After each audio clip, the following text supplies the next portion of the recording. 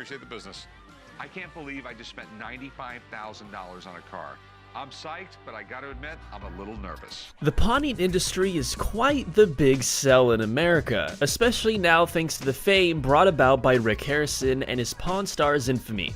With the entire idea of pawning items being to try to get some quick cash, it's no surprise that plenty of pawns have taken place that ended with the transfer of large sums of cash, sometimes very large sums.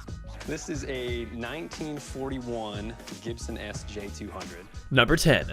Plenty of people walk into pawn shops with instruments, but how often are they actual musicians going through those doors? Well, Vic Flick, the man famous for the original James Bond theme's guitar riff, brought his 1961 Fender Stratocaster into the shop during an episode of Pawn Stars. The piece was easily one of the most iconic guitars in rock history, having been played on popular recordings for artists like the Beatles and Tom Jones in the past. While Vic initially asked for $70,000, Rick managed to get a handshake on $55,000, so it still manages to slip into the bottom of the list. I have John F. Kennedy's cigar box he used in the White House. Number 9. When a man walks into the pawn shop with a literal piece of presidential history, you know Rick Harrison is going to be doing business.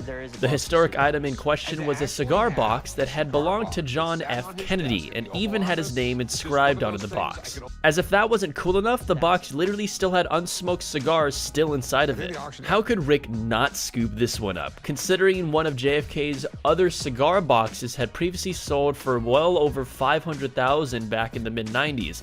You can say that the haggle price of just $60,000 was the epitome of success. I took 60. It's fine because if I would have put it in an auction, I would have had to wait about 6 months. We need money now to get this new facility. So this is it, huh? This is it, that's right. The 2014 Hertz Penske GT. Number 8. Back in 2013, car rental company Hertz had announced their partnership with Roger Penske to create just 150 limited edition Ford GT Mustangs with his name in custom decals along the sides. One lucky dude managed to get his hands on one of the first 10 ever built and made his way down to the pawn shop. After having a professional NASCAR driver, Joey Logano, give it a test drive to prove it was still in working order, a $60,000 deal was struck and the extremely limited edition vehicle was sold. So how much you asking for this? $70,000. Number 7. In a slight twist from the usual formula, this time we have Rick Harrison on the move to find a specific item for a customer. After some came in willing to pay $70,000 for a 1915 Panama Pacific octagonal $50 gold coin, the Pawn Stars frontman made his way to Atlanta to attend one of America's biggest coin auctions of all time. After finally tracking down a pair of the rare coins designed to celebrate the Panama Canal's opening, he managed to bargain one off for $67.5 thousand and earn himself a lofty profit. You got a 1932 Ford Roadster here. It's nice. This thing's got to be fast, right? Number 6. In our next entry, Rick finds himself in a fierce negotiation to nab himself a 1932 custom Ford Roadcaster. The pristine jet black 500 horsepower convertible was still in incredible shape with a messy 450 miles on the clock in total. After a long verbal battle of trying to settle the price, the two opposing men came to an agreement at $68,250, an admittedly fair price for a car in said conditions. 1922 proof high relief matte finish coin. Number 5. Being described as one of the single rarest coins in all of American history, the 1922 high-relief dollar showed up one day on Pawn Stars from a man who claimed to have won it in a poker game. If that's not the greatest stroke of luck out there, I'm not sure what is, since the man believed to be incredibly rare and valuable, believing it to be one of only 10 or so left in existence. The man in question had an asking price of $20,000. Obviously, from its placement on the list, this guy's stroke of luck turned into a heart attack after one of Rick's experts took a closer look that $20,000 quadrupled into a hefty $80,000. Whatever idiot threw that coin away in a game of poker deserves the Darwin Award. This is a 1941 Gibson SJ200. It was owned by Stephen Stills of the band Crosby, Stills & Nash. Number 4. If you thought Vic Flick's legendary guitar had some value to it, just wait until you see Stephen Stills' 1941 Gibson SJ200 pop up on Pawn Stars. Owned by the famous folk rock group Crosby, Stills, and Nash, a guitar buyer and collector showed up one day with a literal piece of rock and roll history in his hands.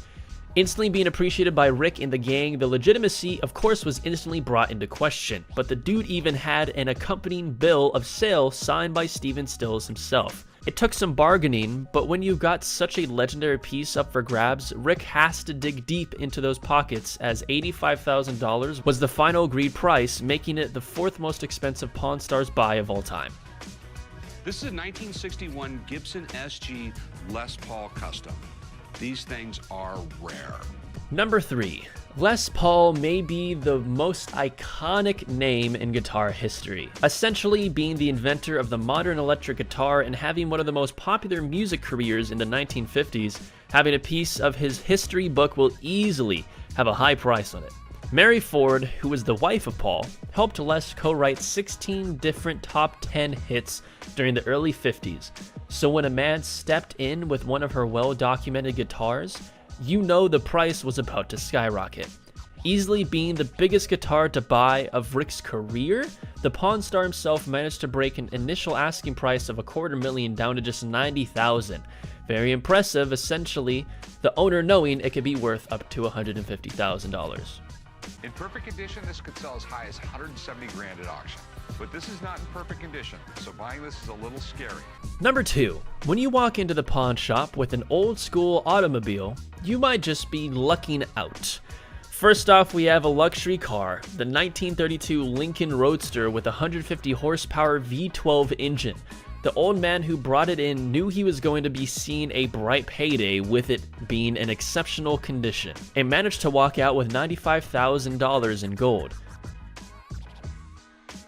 Bonus goes out to another man who showed up with the quintessential cool car of the 60s, the Shelby GT350. Rick cut right to the chase on this one, throwing a straight $100,000 at the man and walking away with yet another prized car. If anyone has some grandparents with an old classic still on their hands, you might want to talk to them about it sometime. I've never seen you get up from your desk that quick. I always get up, son. Not generally very Move your quick. hand. And finally, number 1. Rick Harrison knew shit was about to get real when a gentleman had to use a cart to carry in all of his belongings he intended to sell. The man busted out over 200 pounds worth of silver in bars, pre-1964 coins, and a massive chunk that he purchased over 12 years ago per the advice of his father. After some testing and a little bit of math, Rick concluded that $111,000 would be a fair price, and the man graciously accepted. If there's ever been a lesson for these videos, it's to take your father's advice. It may just earn you $100 grand in the future. No, you're not. Come on. And with that being said, that concludes 10, technically 11, most expensive Pawn Star buys of all time. Feel free to comment down below what you thought about today's video and maybe leave a like if you've enjoyed. Also, don't forget to subscribe and push that notification bell to see more Spacebound videos similar to this one in the near future. And have all of yourselves an excellent day. I'm used to people not knowing who I am. I have to ask myself that sometimes. What do you think, son? I wouldn't pay more than 50 grand, Pops. It's up to you. Handling here. You know, you don't have to get that close to the wall, dude. Well, I'm back. I thought you would be. I have a customer. He's willing to pay right at $70,000 for one in good shape. Yeah, not a lot of room, man. I feel like a sardine in this thing. Where did you get this? I won it at a poker game. Whoa. Son, I can do 90.